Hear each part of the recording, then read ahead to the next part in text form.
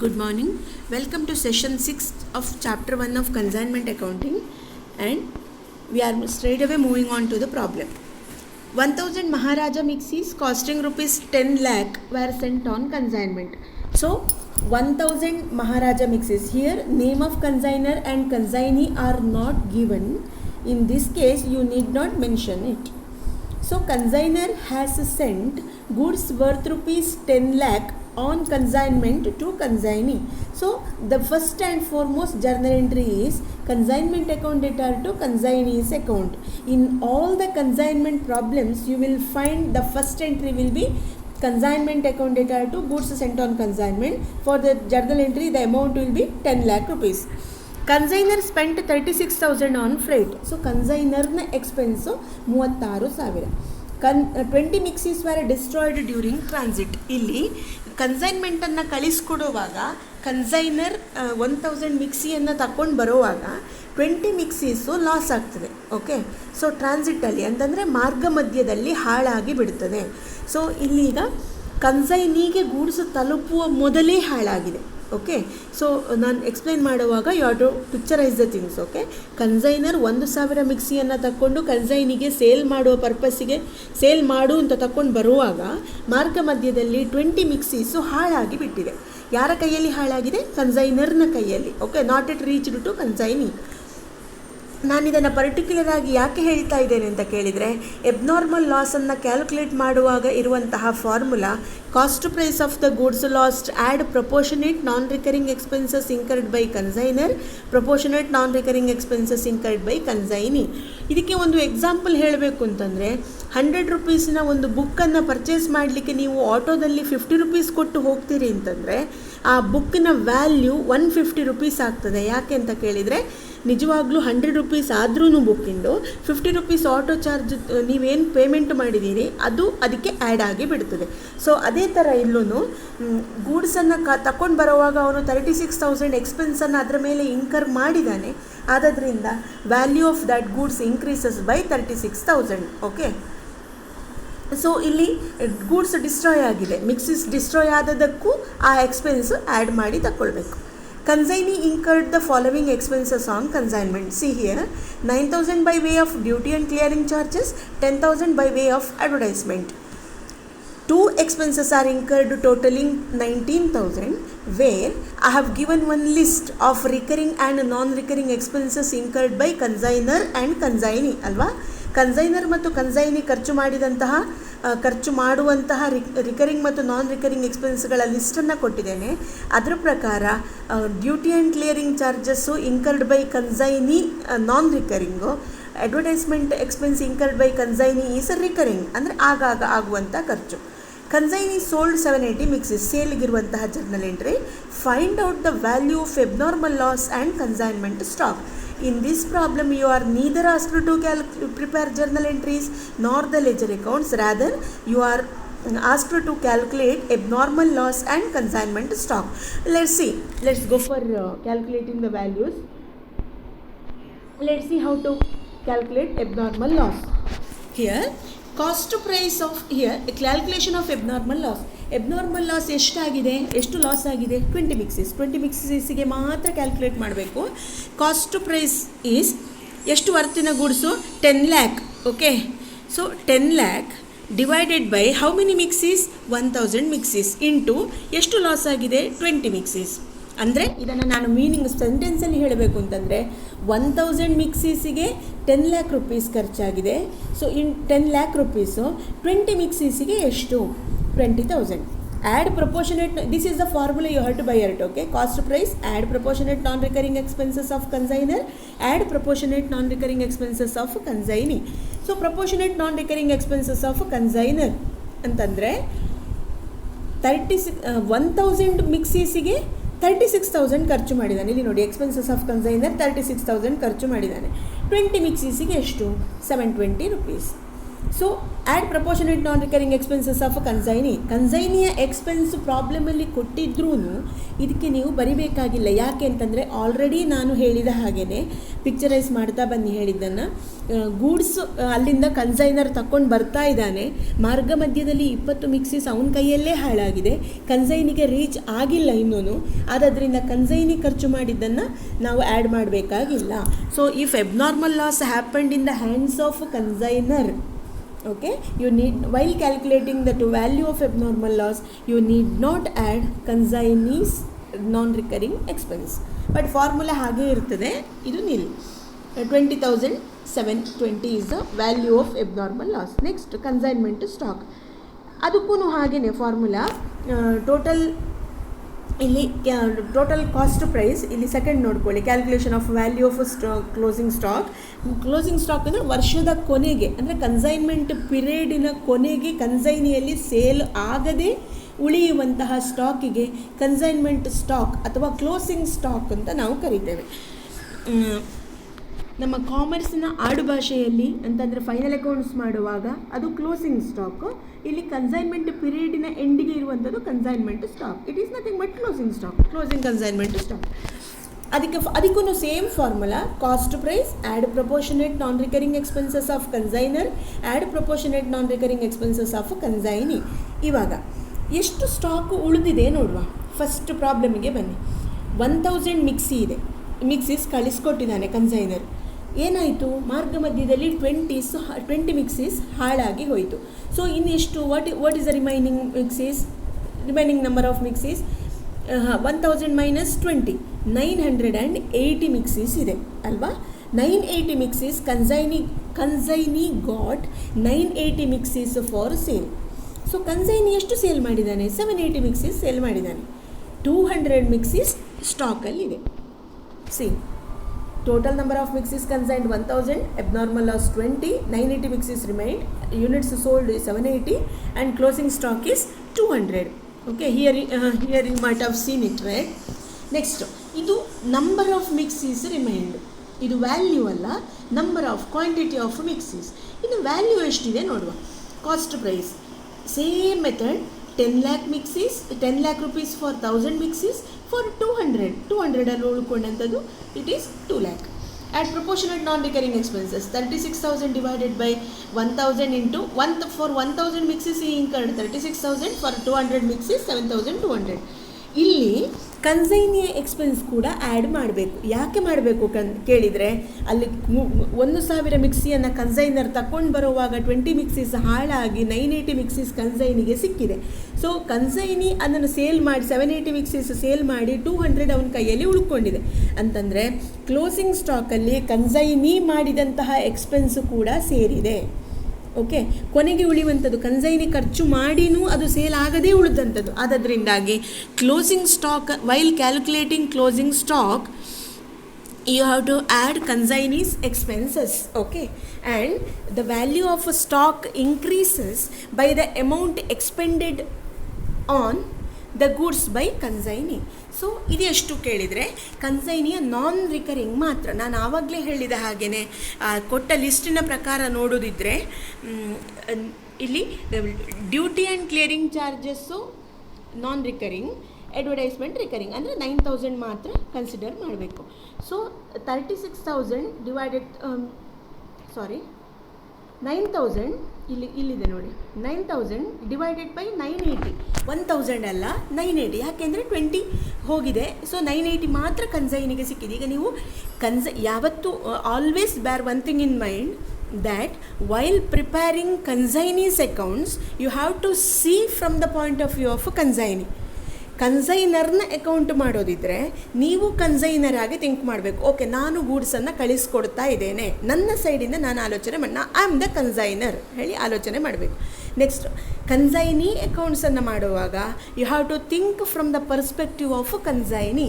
If I am the consignee, what I should do ಅಂತ ಹೇಳೋದನ್ನು you have to think. So 9,000 you have incurred as non-recurring expense divided by 980 total number of mixes consignee got into 200 mixes in closing stock. So proportionate calculate ಮಾಡಿ ಇದನ್ನು add up ಮಾಡಿದರೆ value of closing stock. Okay. So journal entry consignment stock account debtor to consignment account. ಇಲ್ಲಿ ಏನು ಕೇಳಿಲ್ಲ ನಿಮಗೆ. Hope you understood.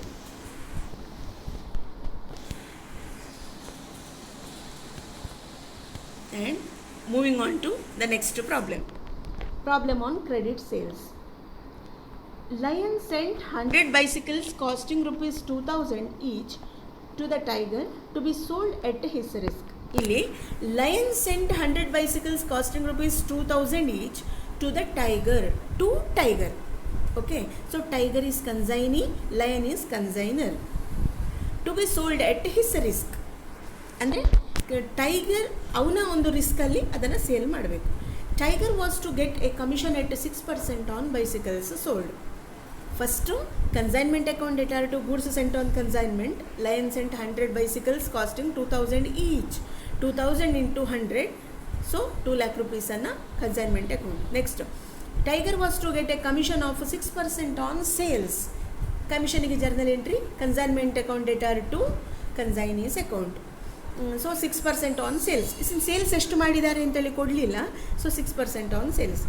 Lion paid rupees 4000 towards freight and insurance. Who is Lion? Consignor. So consignor's expenses consignment account debtor to bank account. Tiger took delivery of consignment by paying 1000 for carriage and unloading and 2000 for salesmen salaries, godown rent etcetera. So who is Tiger? Consignee. Consignee incurred expenses, two expenses he has incurred. Okay, in two ways he has incurred. One 1000 on carriage and unloading, 2000 for salesman salaries and go down rent. Okay, consignee expenses entry. ಈಗ ನೋಡಿ, ನಾನು ಹೇಳಬೇಕು ಅಂದರೆ consignor ಆಗಿ think ಮಾಡೋದು ಅಂತಂದರೆ ಏನು, ಒಂದು ಜಸ್ಟ್ ಸ್ಯಾಂಪಲ್ ಹೇಳ್ತೇನೆ ಕೇಳಿ. ನಾನು consignor. So consignee incurred 1000 for carriage and unloading, 2000 for salesman salaries and go down rent. ಅಂದರೆ ಗೂಡ್ಸಿನ ಓನರ್ಶಿಪ್ ನನ್ನ ಕೈಯಲ್ಲೇ. Goods ownership of goods will be vested in the hands of consignor. ನನ್ನ ಕೈಯಲ್ಲೇ ಇರೋದ್ರಿಂದ ನನ್ನ ಪರವಾಗಿ ಕನ್ಸೈನಿ ಮಾಡಿದಂತಹ ಅಷ್ಟೂ ಖರ್ಚನ್ನು ಅವನು ನನ್ನ ಕೈಯಿಂದ ರಿಕವರ್ ಮಾಡ್ಕೊಳ್ಬೋದು. ಸೊ ನಾನು I am eligible to pay. I am obliged, not eligible.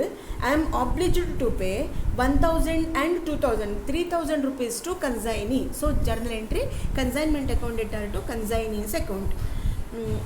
Next, Tiger sold 50 bicycles at 2250 each. 50 into 2250 sales. Consignment account data to consignee's account. ಇಲ್ಲಿ ಟೈಗರ್ ಸೋಲ್ಡ್, ಇಲ್ಲಿ ಏನಾಗಿದೆ ನೋಡಿ.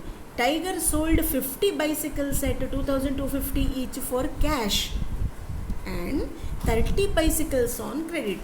ಅವನು ಕ್ಯಾಶಲ್ಲೂ ಸೇಲ್ ಮಾಡಿದ್ದಾನೆ. ಅಂತಂದರೆ ಕ್ಯಾಶ್ ಸೇಲ್ ಅಂತಂದರೆ 50 ಬೈಸಿಕಲ್ಸು 2250 ರೂಪೀಸಿನ ಹಾಗೆ ಅವರು ಕ್ಯಾಶ್ ಕೊಟ್ಟಿದ್ದಾರೆ. ಯಾರು ಪರ್ಚೇಸ್ ಮಾಡಿದವರು ಕ್ಯಾಶ್ ಕೊಟ್ಟಿದ್ದಾರೆ. 30 bicycles ಆನ್ ಕ್ರೆಡಿಟ್ ಅಂದರೆ ಸಾಲದಲ್ಲಿ ಸೇಲ್ ಮಾಡಿದ್ದಾನೆ. ಅವರು ಇನ್ನೂ ದುಡ್ಡು ಕೊಟ್ಟಿಲ್ಲ. ಓಕೆ, ಕಸ್ಟಮರ್ಸು ಇನ್ನೂ ದುಡ್ಡು ಕೊಟ್ಟಿಲ್ಲ. ಯಾರಿಗೆ ಕೊಡಲಿಲ್ಲ? ಕನ್ಸೈನಿಗೆ ಕೊಡಲಿಲ್ಲ. Okay, so 30 bicycles on credit at 2400 each. ಅಂದರೆ ಸೇಲ್ ಮಾಡು ಅಂತೇಳಿ ಕನ್ಸೈನರ್ ಕಳಿಸ್ಕೊಟ್ಟಾದ ಮೇಲೆ ಕನ್ಸೈನಿ ಅದನ್ನು ಸೇಲ್ ಮಾಡಿದ್ದಾನೆ. 50 bicyclesನ್ನು 2250ಗೂ 30 bicyclesನ್ನು 2400ಗೂ ಸೇಲ್ ಮಾಡಿದ್ದಾನೆ. ಆದರೆ 50 bicycles 2250 ಆಗಿ ಅವನಿಗೆ ಆಲ್ರೆಡಿ ಕ್ಯಾಶ್ ಬಂದಿದೆ ಕನ್ಸೈನಿಗೆ ಜನರಿಂದ. ಆ್ಯಂಡ್ 2400ನಾಗೆ 30 bicyclesಗೆ ಇನ್ನೂ amount yet to receive the amount from customers. ಅಂದರೆ ಸಾಲದಲ್ಲಿ ಸೇಲ್ ಮಾಡಿದ್ದಾನೆ. Tiger settled his account with Lion. Okay, so Tiger ಏನು ಮಾಡಿದ್ದಾನೆ? ಅವನು ಅಕೌಂಟನ್ನು ಸೆಟಲ್ ಮಾಡಿದ್ದಾನೆ. Prepare consignment account in Lion's books. Okay, here transaction ಓದ್ತಾ ಬಂದ ಹಾಗೆ ಎಂಟ್ರಿ ಮಾಡ್ತಾ ಬರುವ. Lion sent 100 bicycles costing 2000 each to Tiger to be sold at his risk. Consignment account data to goods sent on consignment account 2 lakh rupees. And consignor incurred ಇಲ್ಲಿ Lion expense ಬರಿವಾ. Lion paid 4000 as a freight and insurance. So to bank account 4000 rupees. Next Tiger took delivery of consignment by paying 1000 and 2000 rupees expense. 1000 and 2000 rupees. Carriage 1000, salesman salary 2000. Next, consignee's commission 6% on sales. So ಇಲ್ಲಿ ಬನ್ನಿ, consignment account debtor to Tiger's account. Commission ಇಲ್ಲಿ working note ಕೊಟ್ಟಿದ್ದೇನೆ ನೋಡಿ. Commission 6% on sales. Cash sale ಮತ್ತು credit sales ಸೇರಿಸಿಕೊಳ್ಳಿ. 1,12,500 plus 72,000ನ ಸೇರಿಸಿ ಎರಡು ಸೇಲ್ಗಳ ಮೇಲೆ 6%. ಸೊ ಇಲ್ಲಿ ಅಷ್ಟು ಅಮೌಂಟ್ ಬಂದದ್ದು ಹೇಗೆ ಕೇಳಿದರೆ, ಟೈಗರ್ಸ್ 50 ಇಂಟು 2,250, 1,12,500, 30 ಇಂಟು 2,400, 72,000. ಇದು ಟೋಟಲ್ ಸೇಲ್ಸ್ನ ಮೇಲೆ, total sales is made up of cash sales and credit sales 6%, 11,070. So journal entry, consignment account debtor to consignee's account, Tiger is a consignee, 11,070. Next ಸೇಲ್ಸನ್ನು ಬರೀರಿ. Consignment account debtor to consignee's account debtor to consignment account 2,250 into 50 cash sale. Credit ಸೇಲನ್ನು consignee's account debtor to consignment account ಅಲ್ಲ, credit sale ಮಾಡಿದರೆ ಯಾರು purchase ಮಾಡ್ತಾರೋ ಅದಕ್ಕೊಂದು term ಇದೆ, ಡೆಟಾರ್ಸ್ ಹೇಳಿ ಕರಿತೇವೆ. Okay, so final accounts, while preparing final accounts, it is quite common for us to come across the word debtor. Okay, debtors means parties to whom we sold goods on credit. Okay, ಅದನ್ನು consignment ಡೆಟಾರ್ಸ್ ಹೇಳಿ ಕರಿತೇವೆ. Once again, ಯಾವ ಪಾರ್ಟಿಗಳಿಗೆ consignee ಸಾಲದಲ್ಲಿ sale ಮಾಡಿದಾನೋ, consignee ಅಂತಂದರೆ ಕನ್ಸೈನರೇ sale ಮಾಡಿದ ಹಾಗೆ indirect ಆಗಿ, total ಆಗಿ ಕನ್ಫ್ಯೂಸ್ ಮಾಡ್ಕೋಬೇಡಿ. ಯಾವ ಪಾರ್ಟಿಗೆ ಕನ್ಸೈನರ್ ಕನ್ಸೈನಿಯ ಮೂಲಕ ಸಾಲದಲ್ಲಿ ಸೇಲ್ ಮಾಡಿದಾನೋ, ಇನ್ನೂ ಕನ್ಫ್ಯೂಸ್ ಆಗದ ಹಾಗೆ ಹೇಳ್ತೇನೆ, ಯಾವ ಪಾರ್ಟಿಗೆ ಸಾಲದಲ್ಲಿ ಸೇಲ್ ಮಾಡಿದಾರೋ, ಸೊ ಕನ್ಸೈನ್ಮೆಂಟ್ ಡೆಟಾರ್ಸ್ ಅಂತೇಳಿ ಕನ್ಸೈನರ್ನ ಬುಕ್ಕಲ್ಲಿ ಎಪಿಯರ್ ಆಗ್ತದೆ. Consignment debtors account debtor to consignment account. ಇಲ್ಲಿ ಕನ್ಸೈನರೇ ಸೇಲ್ ಮಾಡಿದ ಹಾಗೆ ಕನ್ಸೈನಿಗೆ ಅಲ್ಲಿ ಯಾವ ಅಬ್ಲಿಗೇಷನು ಇಲ್ಲದೇ ಇರೋದ್ರಿಂದ ಕನ್ಸೈನರ್ನ ಬುಕ್ಕಲ್ಲೇ ಅದನ್ನು ಎಂಟ್ರಿ ಮಾಡಬೇಕು. ನಿಮ್ಗೊಂದು ಡೌಟ್ ಬರ್ಬೋದು, ಸಾಲದಲ್ಲಿ ಸೇಲ್ ಮಾಡ್ತಾ ಇರೋದು ಕನ್ಸೈನಿ, ಆದರೆ ಕನ್ಸೈನರ್ನ ಬುಕ್ಕಲ್ಲಿ ಅದನ್ನು ಯಾಕೆ ಬರಿಬೇಕು ಅಂತ. ಗೂಡ್ಸ್ನ ownership will be vested in the hands of consignor, not in the hands of consignee ಆದಾಗ ಕನ್ಸೈನಿ ಏನೇ ಖರ್ಚು ಮಾಡಲಿ, ಎಷ್ಟೇ ಸೇಲ್ ಮಾಡಲಿ, ಎಷ್ಟು ಸೇಲ್ ಮಾಡದೆ ಉಳಿಲಿ, ಎಲ್ಲವೂ ಕೂಡ ಕನ್ಸೈನರಿಗೆ ಸಂಬಂಧಪಟ್ಟದ್ದಾದ್ರಿಂದಾಗಿ ಕನ್ಸೈನಿ ಸಾಲದಲ್ಲಿ ಸೇಲ್ ಮಾಡಿದ್ರೂ ಅದು ಇಫೆಕ್ಟ್ ಆಗುವಂಥದ್ದು ಕನ್ಸೈನರಿಗೆ. ಓಕೆ, ಸೊ ಅದರಿಂದ in the books of consignor these are the debtors of consignor, not of consignee, and it appears as consignment debtors account 72,000. So 72,000 ಹೇಗೆ ಬಂತು? 30 into 2,400. Next consignment stock account. So consignment ಸ್ಟಾಕನ್ನು calculate ಮಾಡಬೇಕು. ಇಲ್ಲಿ stock ಉಳಿತದ ನೋಡ್ಕೊಳ್ಳಿ. 100 bicycles. Okay, what's the number of bicycles sent on consignment? 100. And what's the sales? 50, 30. 80 sales, abnormal loss ಇಲ್ಲ ಅಂದರೆ 20 bicycles are there in stock. Total number of bicycles in stock 20. See here 20. Cost price, add proportionate non-recurring expenses incurred by consignor, proportionate non-recurring expenses incurred by consignee. That is the formula. Proportionate non-recurring expenses of a consignor, here 4,000, right? Consignor's expense is 4,000. So 4,000 on how many bicycles? 100 bicycles into 20. Proportionate non-recurring expense incurred by consignee, here in left side I have shown the adjustments, 1,000 rupees only. Why? Here, even if consignee incurred two categories of expenses, 1,000 by way of carriage and unloading, 2,000 by way of salesman salaries and go down rent, as I have stated in the previous problem, here out of two types of expenses, only carriage and unloading charges is the non-recurring expense incurred by consignee, and salesman salaries and go down rent often he comes across, the consignee comes across, therefore it is a non-recurring expense. And out of the list I have provided to you the recurring and non-recurring expenses of consignor and consignee, you have to identify which is the non-recurring expense of consignee and which is recurring expense of consignee. You must be in a position to bifurcate it. and here 1000 ಮಾತ್ರ ಕನ್ಸೈನಿಯ ನಾನ್ recurring expense. Okay, 2000 ಅಲ್ಲ. ಅದರಿಂದಾಗಿ ಇಲ್ಲಿ only 1000 rupees. See, 1000 divided by 100 into 20. Okay, 100 into 20, amount is 200. So 41,000. Here 41,000. Consignment stock account 41,000. And take the total, calculate the balance. Illide credit side is greater than debit side. To P&L account balancing figure. So you have to write BF for balancing figure. 7,430. Hope you understood. Thank you.